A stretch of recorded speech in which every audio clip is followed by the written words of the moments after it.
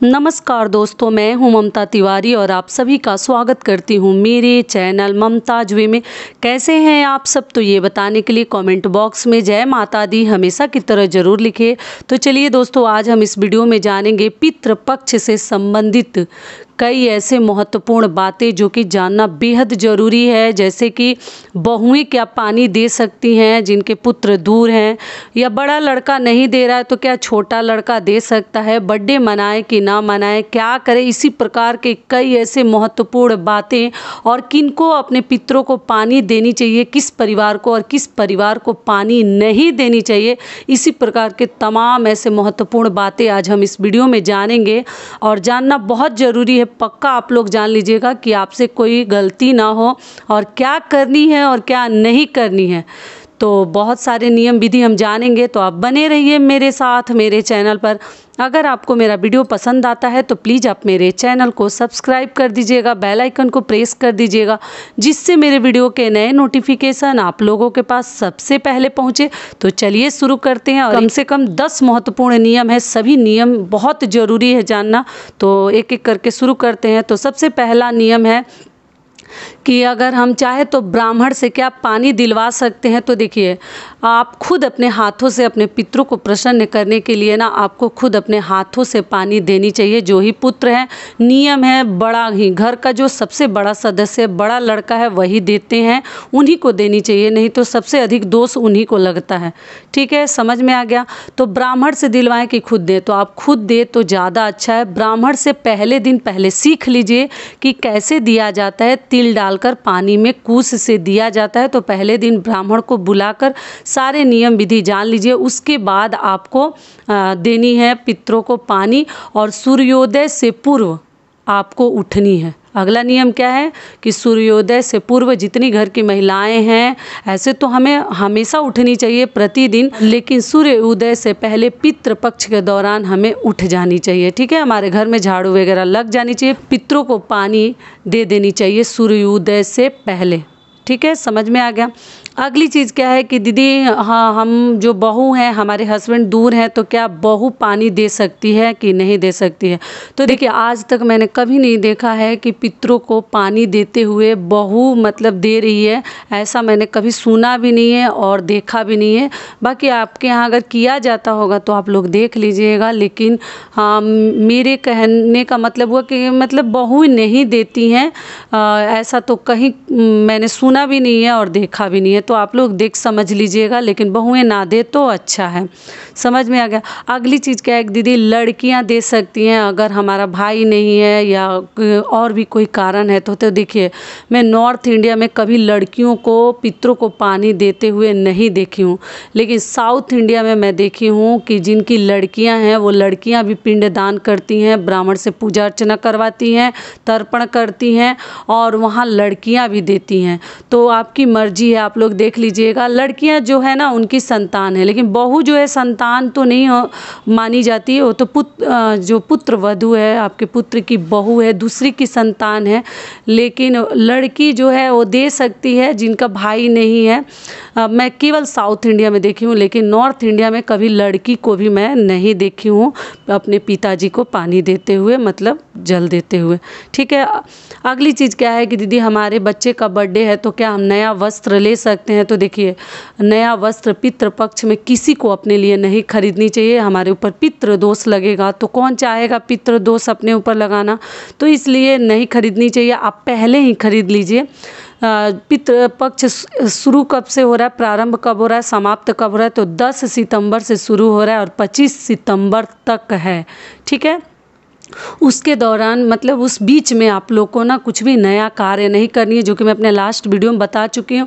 ना नया खरीदारी करनी है, ना नया कुछ शुभ और मांगलिक कार्य करने हैं। तो आप बच्चे के लिए पहले ही वस्त्र खरीद ले, बच्चे के शरीर में थोड़ा सा लगा दे, पुराना का नियम भी हो जाएगा और नया का नया भी रहेगा, बर्थडे के दिन पहन सकता है। तो इस प्रकार से आप लोग कर लीजिएगा। अगला नियम क्या है कि बर्थडे मनाए कि ना मनाए। तो बर्थडे मना सकते हैं, बहुत बड़ा उत्सव मत कीजिए, लेकिन थोड़ा बहुत कर सकते हैं, क्योंकि वो हर हर साल का है तो भगवान करेंगे आपके पितृ जो है आपके ऊपर प्रसन्न रहे, बच्चे को आशीर्वाद दें। तो आप वो नया तो नहीं है, तो आप हर साल मनाते हैं तो आप मना सकते हैं, ठीक है। लेकिन वस्त्र जो है पहले कर लीजिएगा। अगली चीज़ क्या है कि किस परिवार को जल देनी चाहिए, मतलब पानी देनी चाहिए, और कौन से परिवार को नहीं देनी चाहिए। तो देखिए, जो परिवार गया में जाकर पिंडदान कर चुके हैं उनको जो है पितृपक्ष में पानी देने की कोई आवश्यकता नहीं है, उन्हें नहीं देनी है, क्योंकि वो तो अपने पितरों को गया जाकर पिंडदान करके आ गए हैं। तो उनका सभी जो पूजा पाठ है, नियम धर्म है, सभी परिपूर्ण हो गए हैं पूरी तरीके से, तो आपको करने की कोई ज़रूरत नहीं है। लेकिन जो अभी तक गया नहीं गए, क्योंकि पितृपक्ष में बहुत सारे लोग गया जाते हैं, गया जी पिंड दान करने के लिए, तो अगर आप जाना चाहते हैं तो वहाँ जाकर कर सकते हैं अपने पितरों के निमित्त। अगर नहीं किए हैं तब तो आपको पानी देनी पड़ेगी, ठीक है, पितृपक्ष के दौरान अपने पितरों के लिए। तो इस प्रकार से कर सकते हैं, लेकिन जो गया में करके आ गए हैं उन्हें करने की कोई आवश्यकता नहीं है। अगली चीज़ क्या है कि पितृपक्ष के दौरान आप भिखारियों को कभी दरवाजे से ना लौटाएं। किसी भी प्रकार का भिखारी हो, जो ही आपके पास है, भगवान ने जिस लायक बनाया है थोड़ा बहुत भी दे दीजिए, लेकिन मना मत कीजिएगा। किसी जानवर को आपको मारनी नहीं है, ये भी मैं आपको पहले ही अलर्ट कर चुकी हूँ। किसी भी प्रकार के जानवर को पितृपक्ष के दौरान ना मारे, किसी साधु महात्मा भिखारी का अपमान न करें, किसी गरीब बुजुर्ग बूढ़े लोगों का अपमान कभी ना करें, ठीक है। तो इस प्रकार से आपको करनी है। अगली चीज़ क्या है कि दीदी हमें अपना तिथि, मतलब अपने ससुर जी का या अपने घर के जो ही बड़े हैं उनका तिथि नहीं मालूम है, किस दिन उनकी मृत्यु हुई थी, मृत्यु दिवस नहीं मालूम है।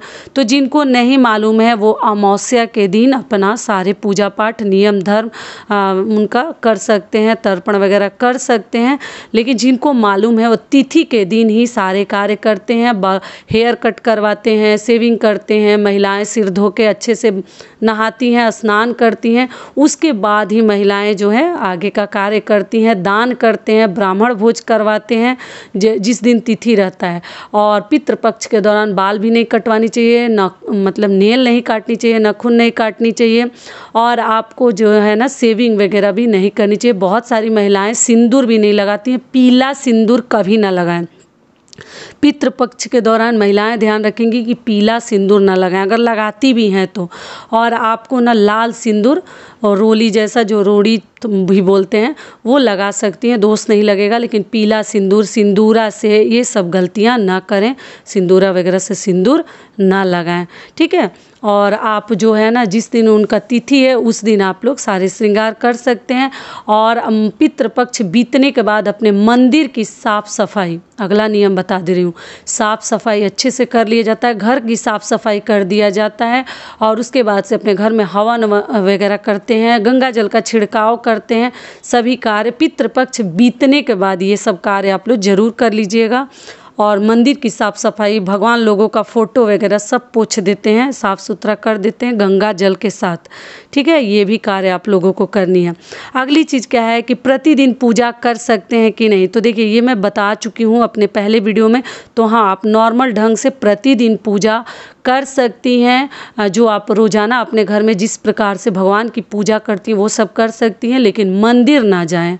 पितृपक्ष में आप जो है हो सके तो मंदिर ना जाएं। बहुत अधिक ज़रूरी पड़ जाए, या बच्चे का बर्थडे है या कुछ और है, तो आपको मन हो रहा है कि नहीं थोड़ा सा आशीर्वाद दिलवा लेते बच्चे को, तो अगर ऐसा कुछ है तो आप जा सकती हैं। लेकिन अगर चलने लायक है, बच जाए, तो मंदिर भी पितृपक्ष में नहीं जाते हैं। कुछ लोग देखिए नहीं मानते, कुछ लोग जाते भी हैं, लेकिन कई ऐसे लोग हैं ना, अगर हर तरह से बचाते हैं, नियम कानून के साथ चलते हैं, तो उन्हें मंदिर भी किसी देवी देवता के नहीं जानी चाहिए, तो आप ना जाएं। बाकी आपकी मर्जी है, आप लोग देख लीजिएगा कि क्या करनी है। पितृपक्ष के दौरान अगली चीज़ क्या है कि बासी भोजन ना करें।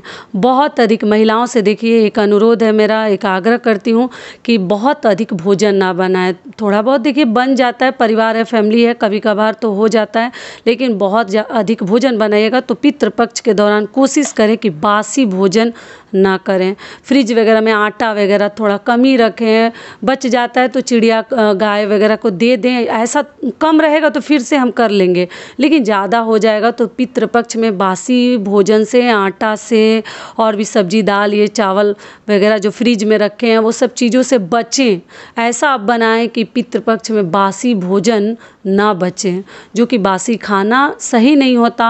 और पितृपक्ष में आप लोग एक चीज़ और करिएगा, अपने किचन में ना 1 गिलास पानी, और प्रतिदिन जो ही भोजन बनाती है, मैं अपने देखिए बहुत पहले एक बरकत के वीडियो में बता चुकी हूँ, करके भी दिखा चुकी हूँ कि आप लोग 1 गिलास पानी और थोड़ा सा भोजन में से ना एक कटोरी में ढक कर रात को पक्का रखिएगा। किचन को कभी खाली ना छोड़ें आप लोग। पितृपक्ष के दौरान तो और भी नहीं छोड़नी चाहिए। जो ही है, रोटी नहीं भी है तो ब्रेड भी एक ढक दीजिएगा प्लेट में करके, और 1 गिलास पानी।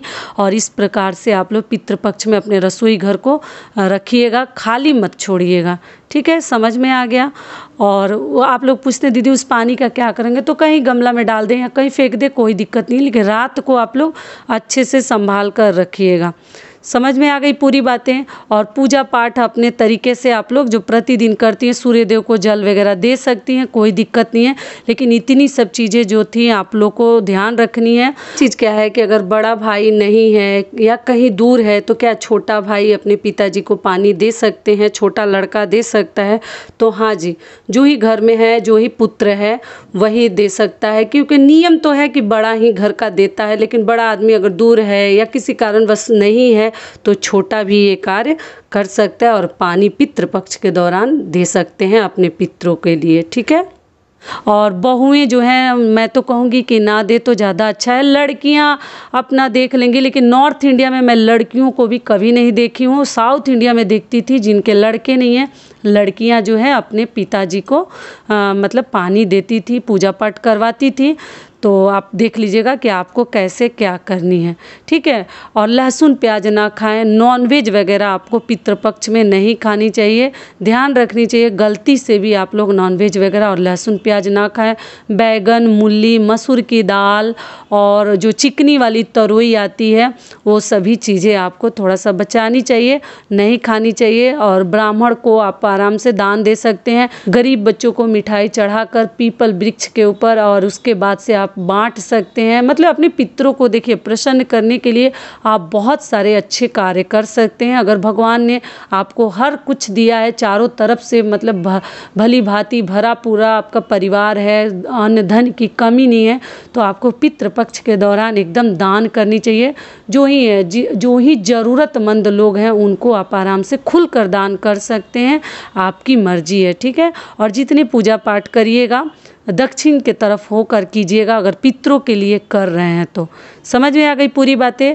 और हेयर कट, थ्रेडिंग वगैरह मैं तो कहूँगी कि महिलाएं ना करवाएं, बाद में करवाइएगा, पहले ही करवा लीजिए। और नहीं तो आप पितृपक्ष के बाद करवाइएगा। 10 से 25 सितंबर तक है, इसके बीच में आप लोग ऐसी सब कार्य ना करें, 15 दिन बचा करें, उसके बाद जो करना होगा आप लोग कीजिएगा। समझ में आ गई पूरी बातें।